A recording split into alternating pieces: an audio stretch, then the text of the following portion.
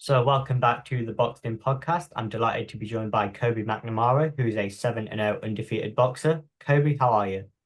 I'm good, pal. Thank you. How are you? Yeah, very good, thanks. Good, good. Uh, First of all, I guess, how did you sort of get into the sport of boxing?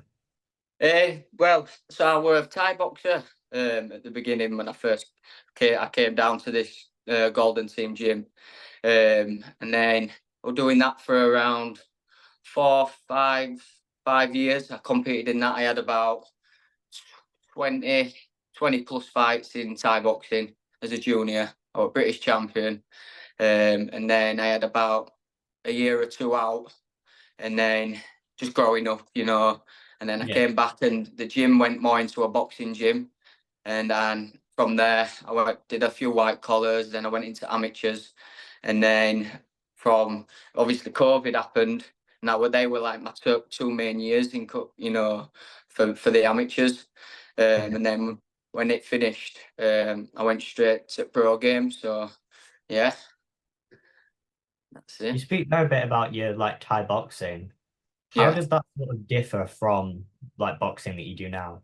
The difference. Yeah, it were a big change. Like obviously you're a lot more flat-footed, in Thai boxing, and obviously you don't get really much punches to head as you do like in boxing. So you got to keep your head moving, when you're boxing. But it's completely different sport. It took me a good few years to change over. Yeah. So, you've been at Golden Team Boxing your entire career. How important have those guys sort of been in your development as a boxer? Yeah, Steve, he's been with me, since I can what I can remember. Um, Patrick, my trainer. Um, yeah, he were in my corner for all my ties, and then in my corner for all my amateurs, everything.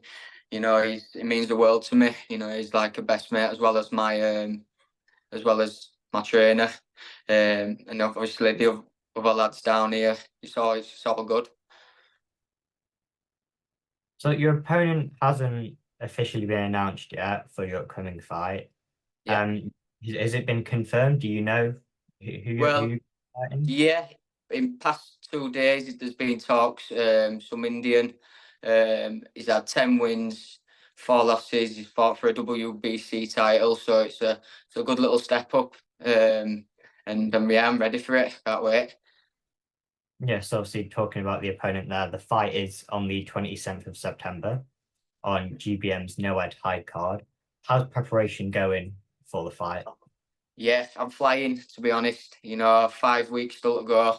I have never felt this good. 5 weeks to go. Sparring's been on point. Training, the weight's coming off. Yeah, it's all good at the minute. I saw you at sparring Brandon Scott quite recently, another upcoming prospect. What was that Yeah, experience like? yeah, it's good, really good. He's a good prospect with Matchroom. It's good to get in with them guys. Even for exposure and stuff like that.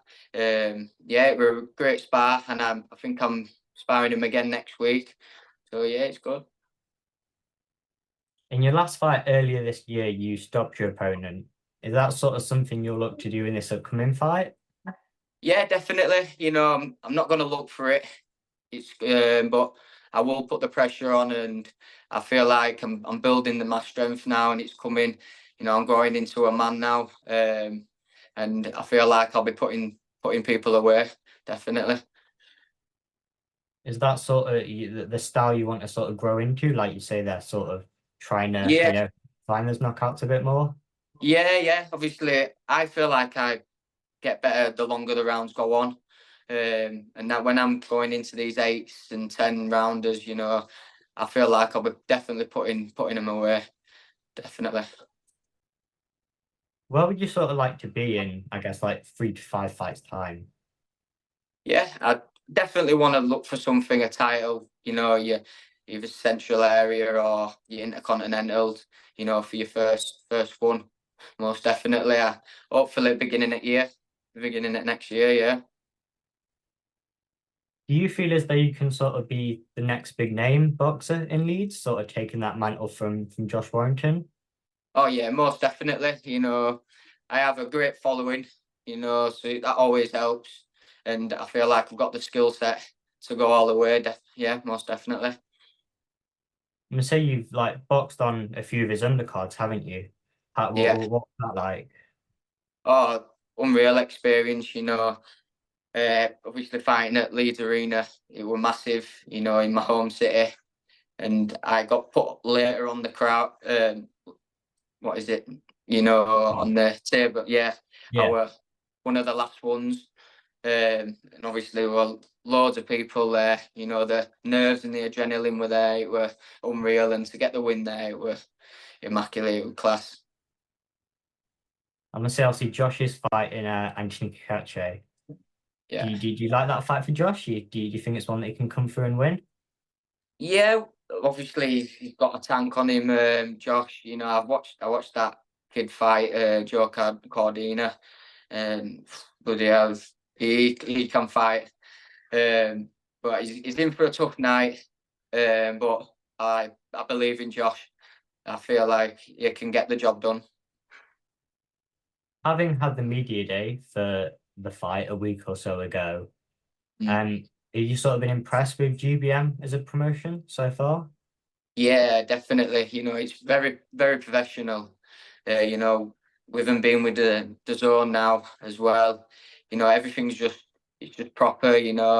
I bet they'll be competing with Matchroom and Queensbury in the next few years. Are you signed with GBM? I'm not at the minute, but we'll That's see. something yeah, that's sort of something Yeah, yeah, maybe you'd so. like to do.